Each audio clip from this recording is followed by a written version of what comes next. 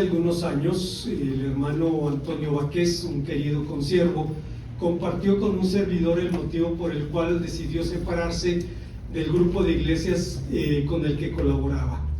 Entre otros motivos mencionó una suerte de arrogancia denominacional que no solo se proyectaba hacia afuera, no solo se extendía a las otras congregaciones evangélicas, sino también al interior del movimiento.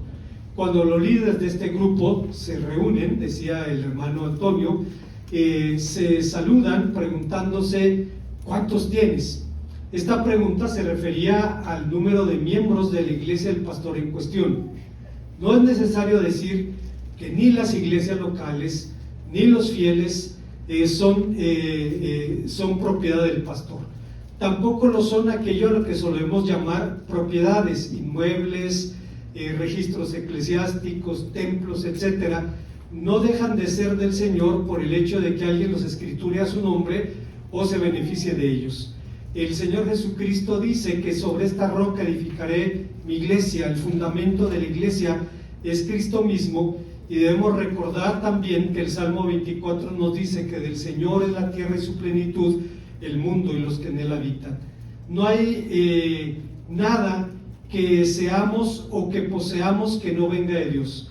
Pablo estaba plenamente consciente de esta realidad, razón por la cual decía a los arrogantes corintios: porque ¿qué te hace mejor que los demás? ¿Qué tienes que no hayas recibido? Y lo que tienes lo has recibido, ¿por qué entonces presumes como si fuera tuyo? El autor de la epístola a los Hebreos también sabía esto, sabía que todos los dones de Dios se reciben por la gracia, aunque el hombre debe responder positivamente al llamado divino y a las demandas del pacto, y que una vez en el pacto el creyente tiene una serie de bendiciones de las que nadie nos puede privar. Veamos, hermanos, cuáles son estas bendiciones. Antes, hermanos, de pensar en las enseñanzas de este pasaje, debemos recordar la singularidad de la carta a los Hebreos. Hasta el presente no estamos seguros quién la escribió. La Reina Valera 1909 decía epístola del apóstol San Pablo a los Hebreos, pero en la 60 se impuso la convicción de que realmente no sabemos quién escribió la carta. Pero en la antigüedad cristiana alguien resolvió el dilema diciendo: no sabemos quién la escribió, sabemos quién la inspiró. Y eso cambia todo, se termina el debate. Es una carta escrita a comunidades judías que sufrían persecución y se sentían tentadas a volver una vez más al judaísmo, aquello a lo que San Pablo llamaba los débiles rudimentos, aquello que apuntaba y era sombra y figura de lo que habría de venir. En esta situación, el autor de la epístola a los Hebreos escribe toda su carta y hay un corazón canónico, hay un eje en torno a lo cual gira todo el mensaje de Hebreos, y es la palabra mejor. Cristo es un mejor mediador, un mejor sumo sacerdote, su pacto es mejor, su sacrificio es mejor, etcétera, etcétera. Entonces llama a los cristianos a que puedan permanecer en la fe, sabiendo que fuera de Cristo no hay salvación. Fuera de Cristo, decía incluso el autor, si despreciamos el sacrificio de Cristo, ya no hay más sacrificio para expiar nuestros pecados. Esto no significa que el autor de la epístola a los Hebreos predicara la pérdida de la salvación. Significa simplemente que si alguien busca otro Salvador o busca otra manera, no lo hay. Jesucristo dijo: yo soy el camino, la verdad, la vida, nadie viene al Padre sino por mí. Y de esa relación, de ese sacrificio y relación del creyente con Cristo, se derivan cuando menos tres bendiciones que encontramos en este pasaje, de las que nadie puede privar al verdadero creyente. La primera de ellas es el libre acceso a Dios. Tal vez resulte sorprendente para algunos saber que en la lengua del Antiguo Testamento no existe la palabra tener. En el idioma hebreo el verbo tener no existe. Claro que la noción de propiedad está allí, pero como tal el verbo no existe. Reina Valera usa el verbo tener en varios pasajes: Génesis 24:9, Isaías 5:1, 2 Samuel 4:4, pero solo son traducciones de otros verbos como ser, haber, etc. Esto, hermanos, nos demuestra la razón por la cual desde la mentalidad judía el único que tiene, el único que es dueño de todas las cosas es nuestro Dios. Es el único dueño del universo. Pero ajenos a esta convicción, los griegos llegaron a desarrollar términos o conceptos a través de los cuales expresaban la noción de la propiedad. El autor del Epístola a los Hebreos dice dos veces, pero en este pasaje de Hebreos 2 veces aparece el verbo tener. El autor de esta epístola dice que la obra de Cristo nos permite primeramente que tengamos libertad para entrar en el lugar santísimo. Para entender este pasaje debemos recordar la disposición del templo de Jerusalén. La parte más íntima era el lugar santísimo. Estaba al lado del lugar santo separado por una cortina.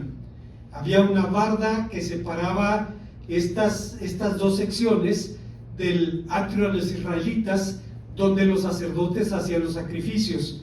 Luego estaba una barda que los separaba del atrio de los israelitas. Luego hay una barda donde está el atrio de las mujeres, finalmente el atrio de los gentiles, y al final está el atrio exterior o el muro exterior del templo. Teniendo esto en mente, debemos recordar que el acceso al lugar santísimo se permitía solamente al sumo sacerdote una vez al año para ofrecer sacrificios por los pecados del pueblo. Esto ocurría en la fiesta a la que los judíos llaman Yom Kippur, o el Día del Perdón, Levítico 16.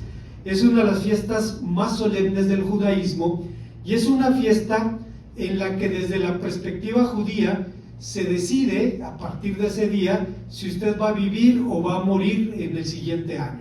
La esperanza judía es un año. Se llega a Yom Kippur y usted le pide perdón a Dios, y dicen ellos que en el cielo Dios abre el libro de la vida y el libro de la muerte y pone Jorge Garay, pasa del libro de la vida al libro de la muerte. Ya, está decidido su destino. Entonces ellos van a Yom Kippur y se ponen a cuentas con Dios y le piden su misericordia, le piden perdón para vivir un año más. Bueno, hermanos, el acceso estaba restringido incluso al sumo sacerdote, so pena de muerte. El lugar era un espacio cúbico, sin ventanas, aislado del lugar santo por un velo, y con el fin de representar la trascendencia de Dios que hacía esto. Sin embargo, Dios nunca fue para el pueblo una idea o un concepto abstracto. Hubo pensadores griegos que admiraban en el judaísmo ese concepto abstracto de Dios, un concepto puramente espiritual. Pero para los judíos, Dios nunca fue una idea o un concepto abstracto. Un Dios vacío de todas las cualidades esenciales no satisface el alma del hombre. Él necesita saber quién y qué es Dios, o al menos saber qué o quién es para él. Y es la razón. Dios responde a esta pregunta en el Decálogo diciendo: yo soy el Señor tu Dios. Si usted se fija, el Decálogo no empieza con un mandamiento, empieza con una declaración: yo soy el Señor tu Dios. Y luego de ahí se derivan: no tendrás dioses ajenos, etcétera, etcétera. Pero el primer mandamiento es una declaración. Por eso cuando los judíos representan las tablas de la ley y ponen una palabra que representa cada mandamiento, en el primer mandamiento ponen la palabra Ani, que significa yo. Yo soy el Señor tu Dios. Bueno, Dios lo manifiesta de esta manera. Ciertamente Dios trasciende todo lo finito y las limitaciones de los sentidos, pero es todo y en todos y está sobre todos, está presente en el mundo y está más allá del mundo, pero aún así ha mantenido una estrecha relación con su pueblo. Por tal motivo el Señor dice por medio del profeta Isaías: porque dijo el alto y sublime, el que habita en la eternidad, cuyo nombre es el Santo, yo habito en la altura de la santidad, con el quebrantado y humilde de espíritu, para hacer vivir el espíritu de los humildes y para vivificar el corazón de los quebrantados. Estas palabras me recuerdan un pensamiento de José María Cabodevilla, un jesuita que era un escritor extraordinario, un tremendo predicador, y en alguna ocasión, en uno de sus libros fabulosos, es un estudio sobre las bienaventuranzas.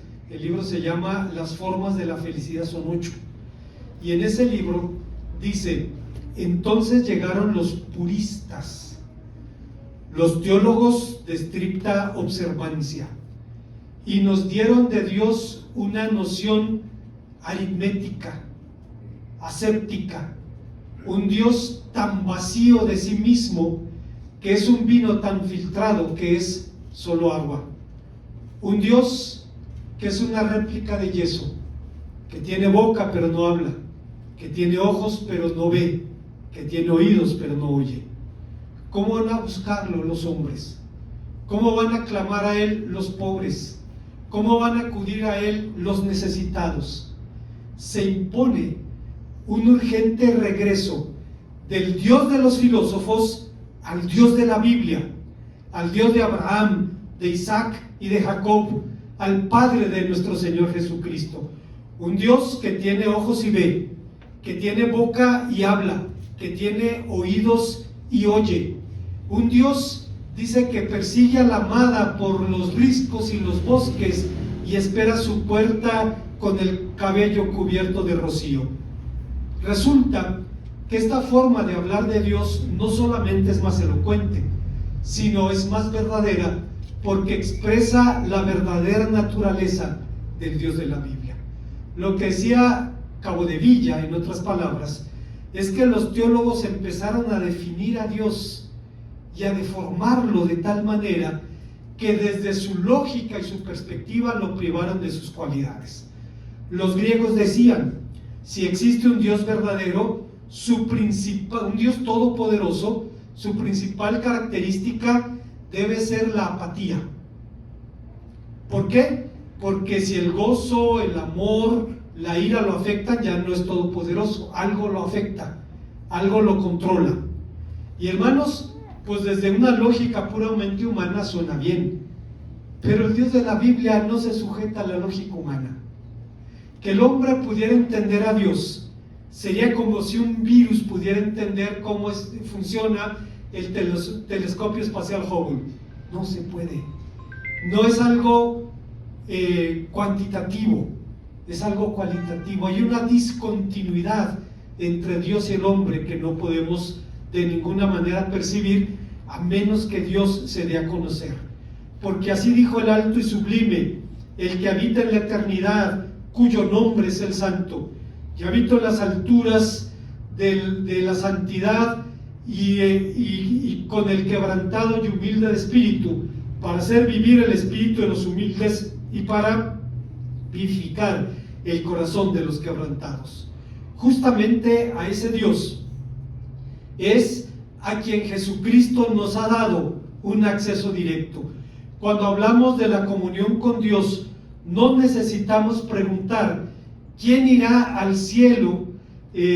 Podemos encontrar su morada aquí y ahora y tener comunión directa con Él. Resulta paradójico que cuando las iglesias crecen, el acceso al líder o al pastor se hace más difícil cada vez. En la iglesia bautista Oreb, en la Ciudad de México, cuando vivía el doctor Rolando Gutiérrez, una vaca sagrada, tremendo predicador, su iglesia tenía 400 miembros porque él no creía en las mega iglesias. Pudo tener 3,000, 4,000, pero él no creía en eso. Una iglesia muy singular. Los servicios eran a las 10 de la mañana. A las 10 de la mañana en punto se cerraba la puerta del templo y el que no entró ya no entró. A veces me siento tentado que hagamos algo similar, hermanos. A las 9 se cierra y el que ya no entró, ya no entró. Ahí para la próxima, ¿no? Como decía Manolín. Bueno, el hermano Rolando Gutiérrez era un hombre que era un tremendo predicador. Estudió con Barth, y era un hombre que cuando usted le pedía una cita a su secretaria, la secretaria le decía, si se la pedía el día de hoy, le decía, el 10 de febrero el pastor la puede recibir, ¿qué le parece? Pues sí, o sea, así era.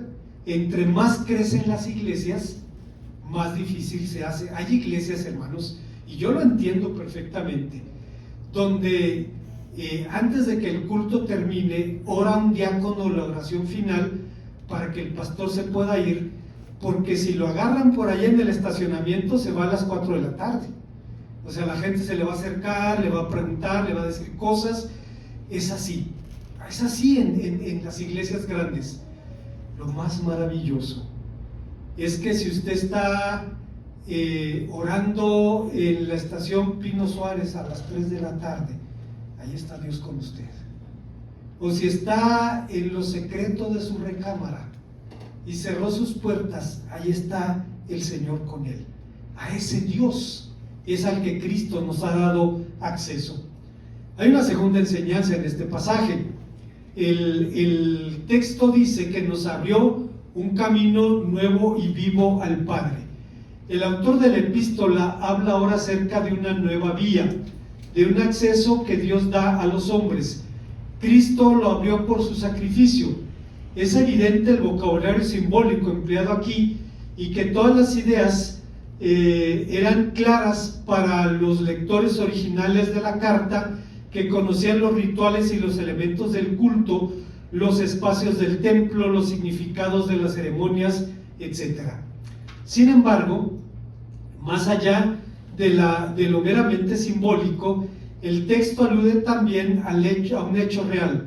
Cristo murió en la cruz, hecho que tendría poco de relevante si no se tratara precisamente de él, pues bajo el dominio romano esa forma de ejecución llegó a ser relativamente común. Tratando de mencionar el sacrificio de Cristo, hay quienes centran su mirada en los sufrimientos y hacen minuciosos reportes forenses y de los efectos sistémicos del dolor de una muerte semejante. Pero en los hechos, estos énfasis equivalen a hacer con palabras y tecnicismos médicos lo que otros hacen con yeso y con pintura: representar a sufrientes crucificados, contorsionados en el rictus de su agonía. Pero el asunto aquí no es cuánto sufrió Cristo, ni tampoco si sufrió más o menos que cualquier otro, y mucho menos si debemos sentir conmiseración por él. Antes y después de él, miles fueron crucificados, miles han sufrido muertes igualmente indescriptibles, pero la gran diferencia es que Cristo es el Hijo de Dios.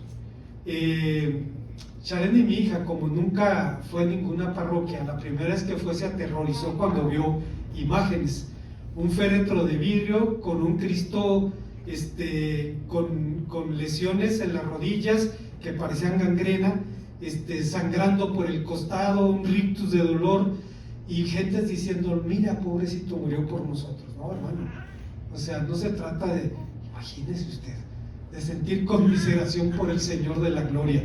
El asunto aquí no es cuánto sufrió, sino de quién se trataba, del Señor mismo, del Hijo de Dios, ni más ni menos, ni más ni menos.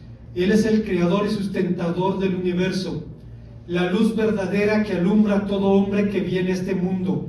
Esto significa que cada hombre que viene a este mundo recibe la vida de Cristo. No importa en qué latitud nazca, no importa el grupo étnico, la cultura o la lengua que vaya a hablar, tampoco importa si lleva el nombre ateo, judío, musulmán, cristiano, ni siquiera si es un creyente. No importa si vive para servir a Dios o para maldecir el nombre de Dios, pero la vida la recibió de Cristo. Cristo es Dios mismo hecho hombre, el Dios encarnado que ha decidido asumir una muerte vicaria por nosotros. He contado en otras ocasiones que me impresionó un video de una pareja de judíos conversos que viven en el Negev, la parte sur del Estado de Israel, en una zona muy árida de Israel, Y dice que le regalaron un Nuevo Testamento, empezaron a leerlo y empezó a tocar su corazón. Y dice, por eso no dejen de dar testimonio, aunque haya rechazo, no dejen de dar testimonio. Dice, al final, cuando leyeron el Nuevo Testamento, dice, les impactó el Señor Jesús. Y enfrentaron la pregunta que no podían eludir. ¿Acaso Dios puede hacerse hombre? Dice, la respuesta que nos enseñaron es que no. Pero si Dios es todopoderoso, no hay nada que Dios no pueda hacer. Y dicen, la venda se cayó en los ojos. Y si Dios quiso hacerlo así, ¿cuál es el problema? ¿Acaso Dios no se manifiesta donde nadie espera verlo? En lo débil del mundo, lo vil del mundo. En el tiempo de los jueces salvó a Israel de la manera más inesperada, por la mano del hijo de una prostituta, por la mano del hijo de un hombre muy poco práctico, como dicen en el norte, por la mano de una mujer, y se reveló en Cristo donde nadie esperaba verlo, en la brutalidad, en la bajeza, en la indignidad de la cruz. El Dios verdadero mostró su verdadera naturaleza y decisión de amarnos como ningún Dios falso nos pudo amar. Así es que cuando encontramos esta declaración, encontramos, hermanos, que efectivamente el Señor ha abierto un camino vivo y nuevo para él. Alguien preguntó qué significan estas palabras y se responde que en el tabernáculo había un velo que ocultaba la presencia de Dios. Para que los hombres entrásemos a su presencia era necesario que el velo se rasgara. La humanidad del Señor Jesús fue el velo que cubrió su divinidad. Fue cuando realmente Dios nos mostró al Señor Jesucristo y Cristo nos mostró a Dios. Pero fue en la cruz en donde reveló los alcances verdaderos de su amor. El camino nuevo y vivo que Cristo abrió ha posibilitado el perdón divino. Y un erudito del siglo pasado, el hermano William MacDonald, decía: una de las verdades contenidas en las Escrituras que más satisface el alma es la disposición de Dios para olvidar nuestros pecados, que han sido cubiertos por la sangre de Cristo. Nos llena de asombro cuando leemos: cuanto está lejos el oriente, el occidente hizo alejar de nosotros nuestras rebeliones. Es una maravilla que podemos decir con Ezequías: echaste tras tus espaldas todos mis pecados, como dice Isaías 38:17. Todo nuestro ser se sobrecoge cuando escuchamos que el Señor dice: yo deshice como una nube tus rebeliones y como la niebla tus pecados, Isaías 44:22. Pero es aún más maravilloso leer: perdonaré las maldades de ellos y no me acordaré de sus pecados, Jeremías 31:34. Cuando confesamos nuestros pecados, Dios no solamente los perdona, sino que los olvida instantáneamente. No es exagerado decir que el Salvador sepulta inmediatamente nuestros pecados en el mar de su olvido. Es con toda una paradoja cautivadora que el hombre omnisciente, que el Dios omnisciente puede olvidar. Pero una parte, nada escapa de por otra parte, nada escapa de su conocimiento. ¿Cuántas de las estrellas, cuenta las estrellas y las nombra y enumera cada una de nuestras lágrimas? Determina cuando un gorrión cae a la tierra y sabe cuántos cabellos hay en nuestra cabeza, y a pesar de todo, olvida aquello que los hombres confesamos con todo nuestro corazón. Yo no sé si un día o en alguna etapa de su vida usted se ha descubierto pidiendo perdón por los pecados que ya pidió perdón. Podemos hacerlo hasta que recordamos, ¿no? Dios dice que los toma y los arroja a la mar de su olvido. Domina el universo, pero olvida eso. ¿Sabe? Olvida nuestros pecados precisamente por su amor. Hay una tercera y última enseñanza. El autor dice que el Señor nos dio también acceso al mejor sumo sacerdote. La Biblia distingue entre sacerdotes paganos, los Keranim, y los sacerdotes de Dios verdadero, los Kohanim. De hecho, el apellido judío más común en México es el apellido Cohen, que significa sacerdote. Y se piensa que los Cohen son de origen levítico. Bueno, al margen de esas cuestiones, antes que Moisés, el sacerdocio era un asunto patriarcal, es decir, una responsabilidad de los jefes tribales. Abraham, Isaac y Jacob ejercieron ese ministerio sobre sus clanes, intercedían, ofrecían sacrificios, oraban en favor de los otros, etc. Pero no debemos olvidar que en el propósito de Dios, el sacerdocio no era un llamado restringido a unos cuantos, sino una vocación que incluía a una nación entera, pues el Señor había declarado en Éxodo 19, del 3 al 6, decía que iba a ser de su pueblo un reino de sacerdotes y gente santa. Me conmueve, hermanos, cuando pienso en la esterilidad de la mujer de Isaac. Dice la palabra de Dios que no tenía hijos, y entonces, como sumo sacerdote de la familia, oró por su mujer y su mujer concebió. Me conmueve porque sí era su esposa, sí dormía con ella todos los días, pero ahora estaba en un papel diferente, el de mediador. A veces se invierte.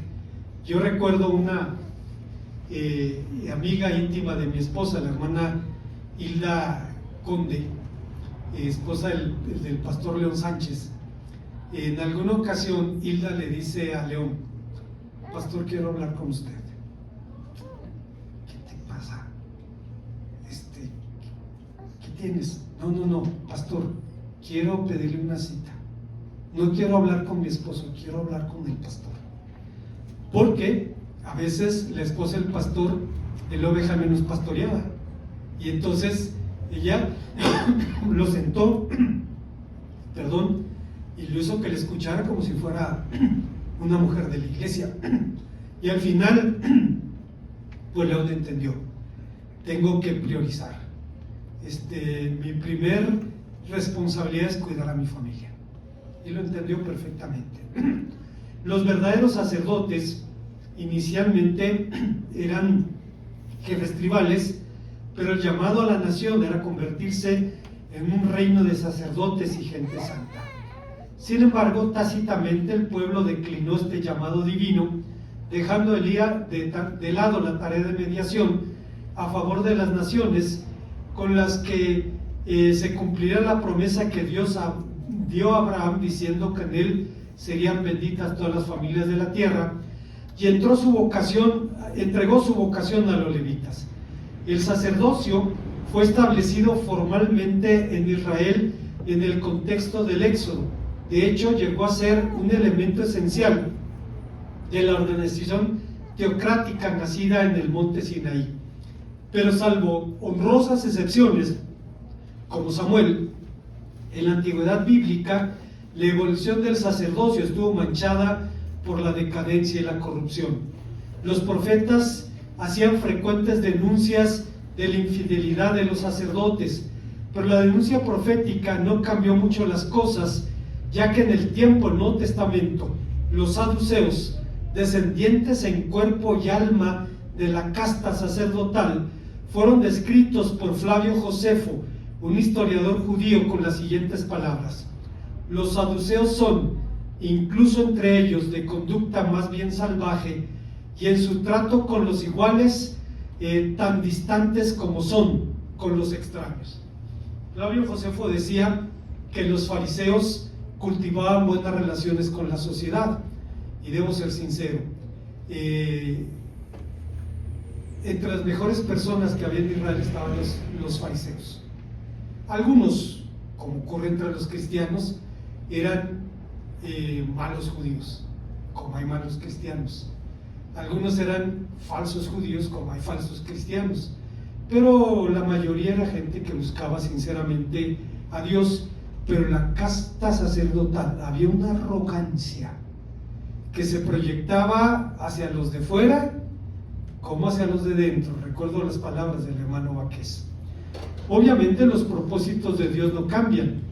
La destrucción del templo reiteró el llamado a un sacerdocio universal, propósito que alcanzaría su cumplimiento en el Nuevo Testamento con el ministerio de todos los creyentes.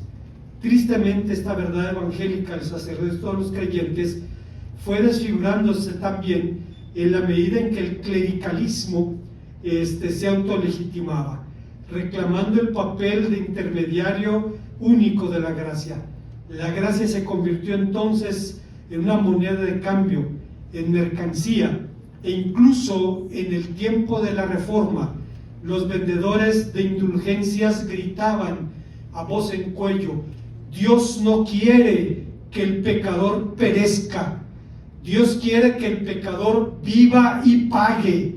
Era una mercancía que se ponía en remate.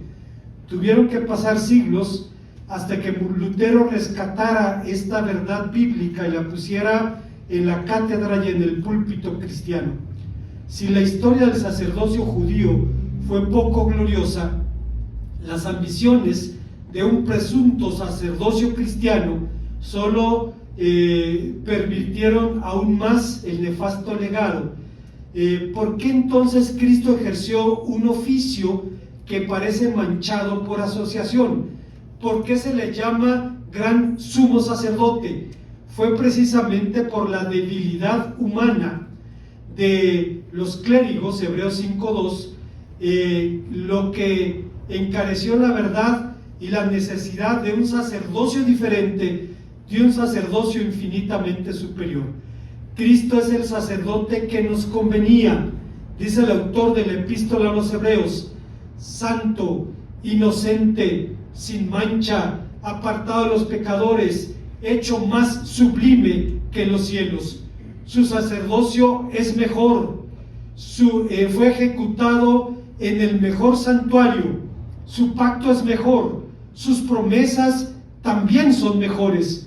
Su ministerio tuvo una dimensión activa y una pasiva. La activa consiste en la mediación en favor de los hombres, y la pasiva en ocupar nuestro lugar en el sacrificio. Este sacerdocio y este sacrificio fueron ejercidos una sola vez y para siempre, y por tanto es un sacrificio único e irrepetible, abrogando los antiguos sacrificios rituales, y no puede ser ahora repetido por ningún ritual. La palabra del Señor va incluso más allá, al señalar que si bien la verdad de Dios, que los hombres pueden ser redimidos por Cristo, haya sido revelada hasta los últimos tiempos, no obstante el Señor había predestinado a su Hijo con este propósito, dice 1 Pedro 1:18, antes de la fundación del mundo.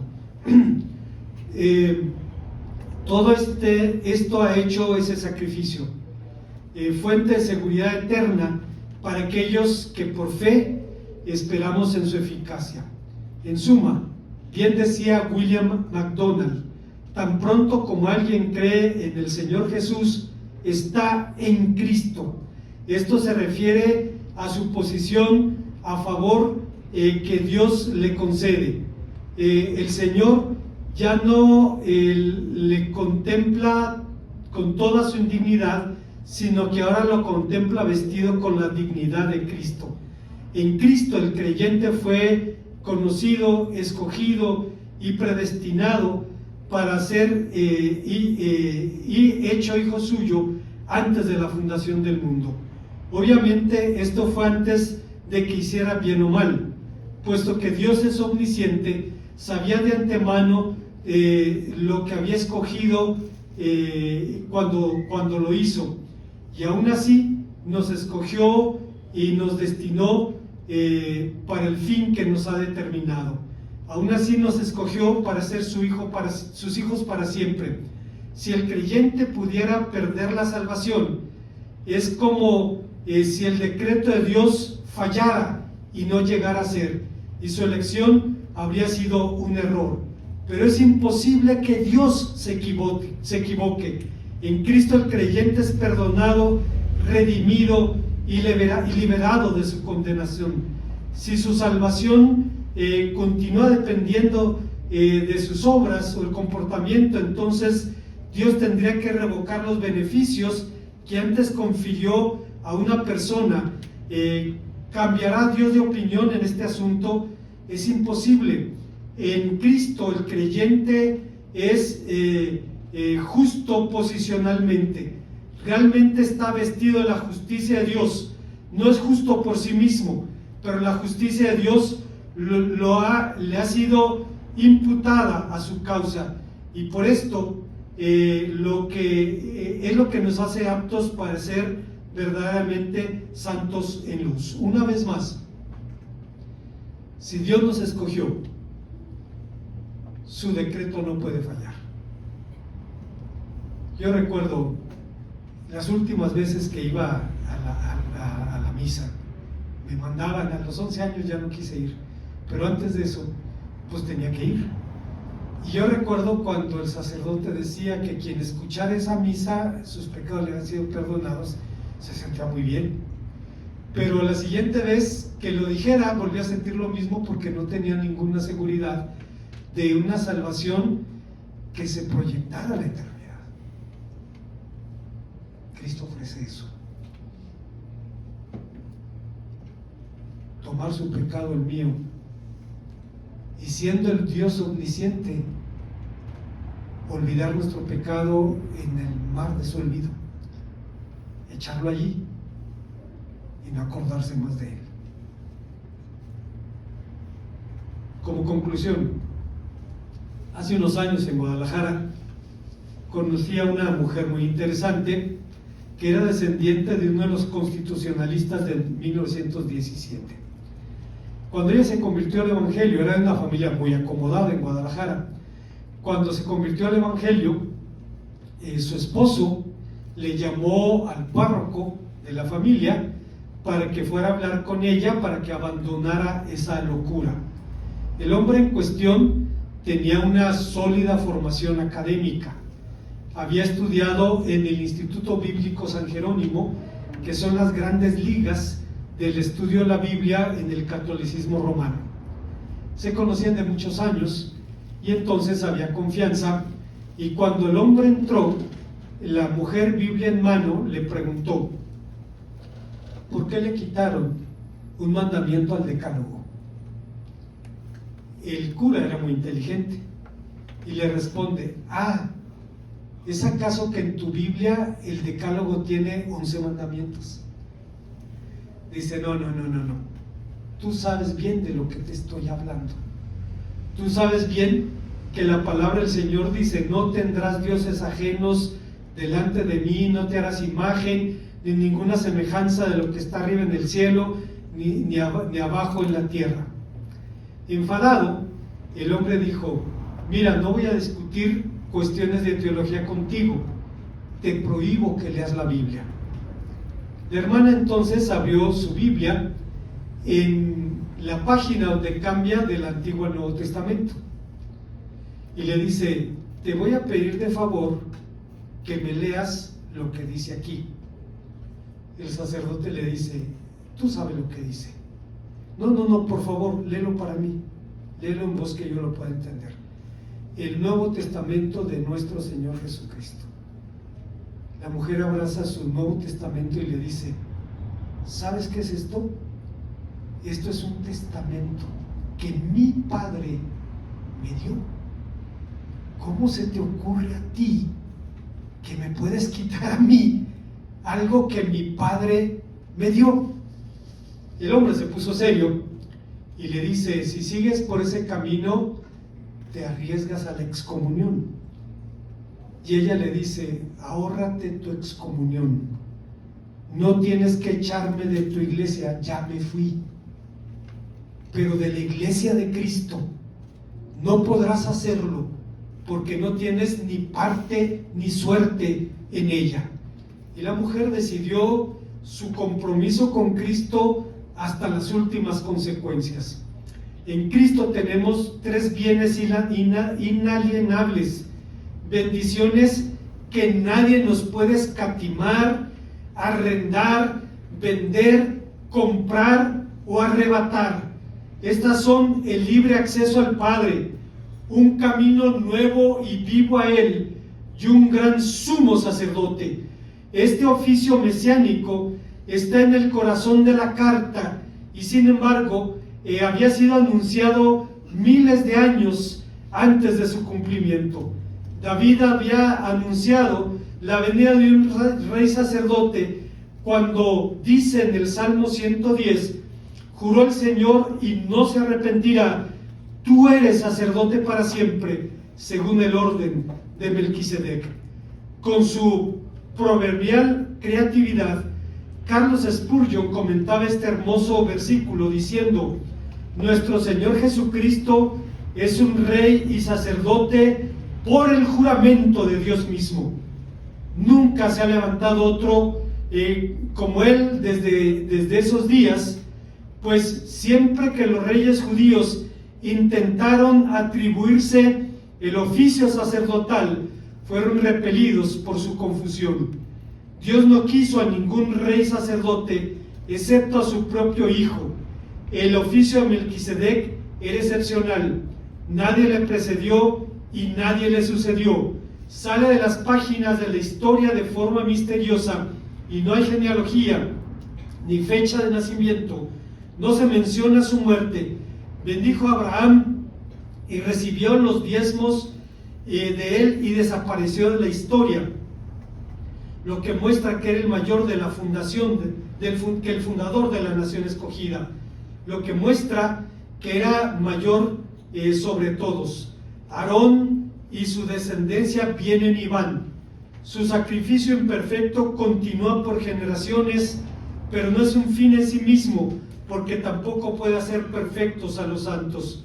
Pero como Melquisedec, nuestro Señor Jesucristo se manifestó como sumo sacerdote divino, se mantiene sobre sus méritos personales, pues así como no hay nombre alguno que vaya delante de él, tampoco nadie le sigue en ella. Su obra principia y culmina con su propia persona. Una vez más, hermanos, un pasaje interesante porque nos habla de 3 bendiciones inalienables que nadie nos puede quitar, rentar, vender, arrebatar, robar, nadie. Decía la hermana, se llama Marula, decía: este es el testamento que mi padre me dio. ¿Cómo se te ocurre? ¿Quién te crees para quitarme algo que Dios me dio? Te puedo excomulgar, ahórratelo, ya me fui. Pero de la iglesia de Cristo no me vas a echar, porque no tienes ni parte ni suerte con ella. Pocas veces, hermanos, estamos plenamente conscientes de esto, de que nuestras vidas están en las manos de Dios y allí están en buen lugar. Oremos al Señor. Gracias, Padre, por tu palabra, porque nos permites venir a ella y recordar quién es Cristo y qué ha hecho por nosotros. Te bendecimos en su nombre.